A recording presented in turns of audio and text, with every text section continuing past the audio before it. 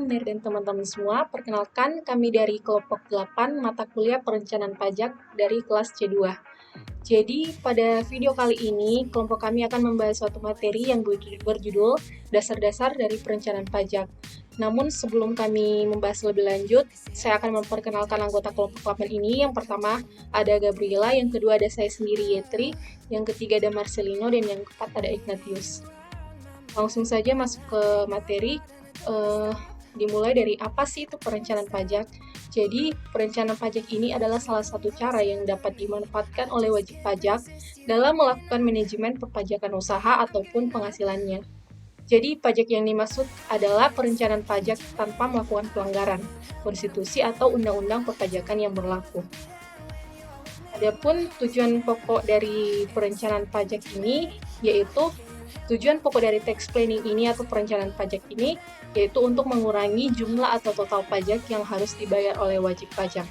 Tapi ingat, secara legal bukan ilegal. Tax planning ini adalah tindakan legal karena penghematan pajak hanya dilakukan dengan memanfaatkan hal-hal yang tidak diatur oleh undang-undang. Jadi tujuannya bukan untuk mengelak membayar pajak, tetapi mengatur sehingga pajak yang dibayar ini tidak lebih dari jumlah yang seharusnya.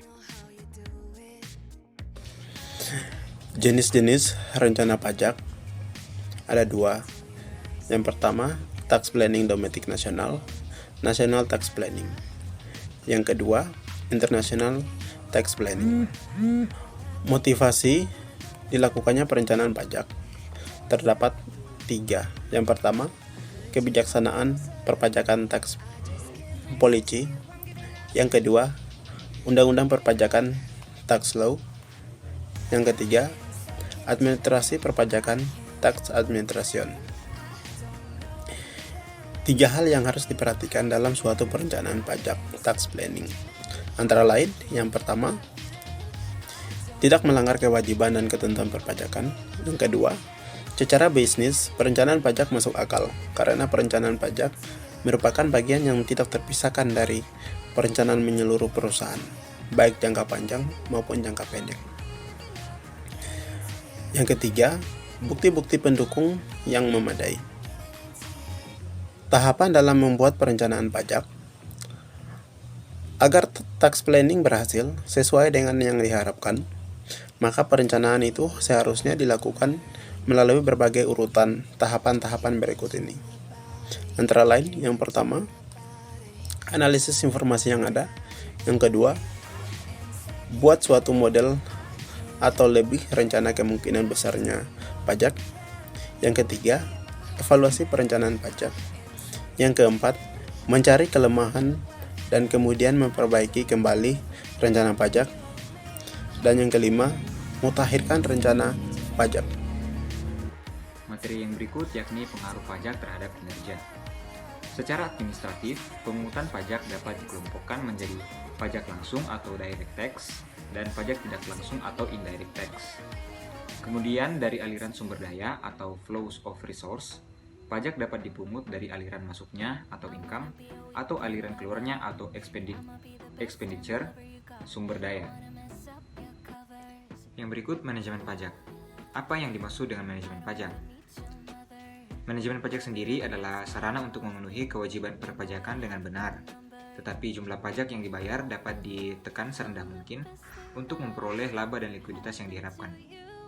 Adapun tujuan manajemen pajak yang pertama yakni menerapkan peraturan perpajakan dengan benar, dan yang kedua usaha efisiensi untuk mencapai laba dan likuiditas yang sebenarnya.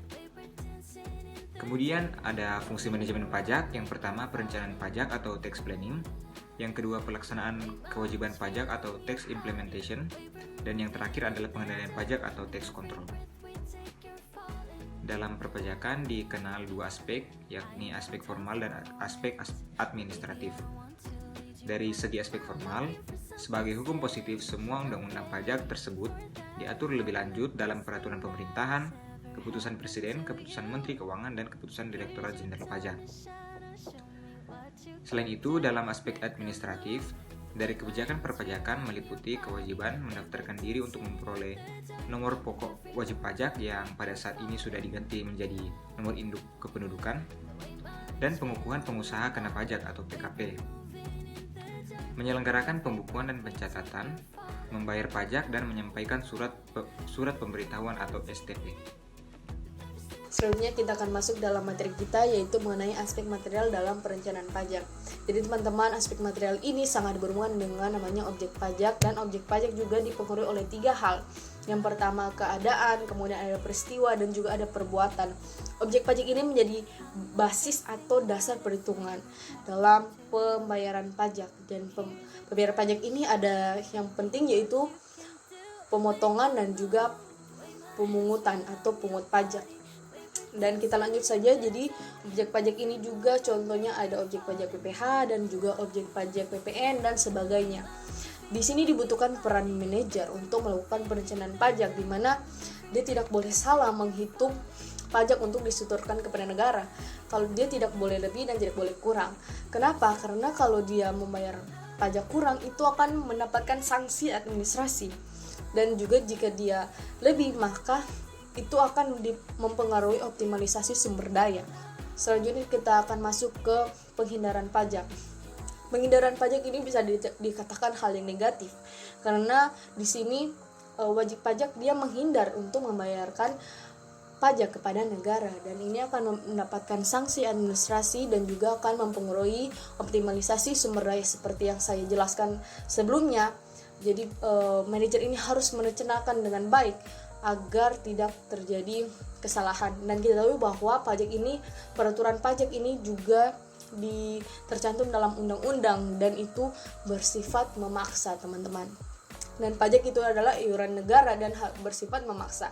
Jadi pihak perusahaan harus wajib membayar kepada negara.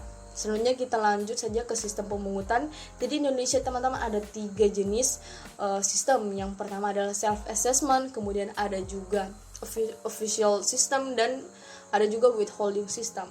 Dan self assessment ini juga itu diberikan wewenang kepada wajib pajak untuk menyetorkan, untuk menghitung, dan juga untuk melaporkan pajaknya secara mandiri kepada negara. Jadi demikianlah presentasi kami mohon maaf jika ada tutur kata kami yang salah. Terima kasih.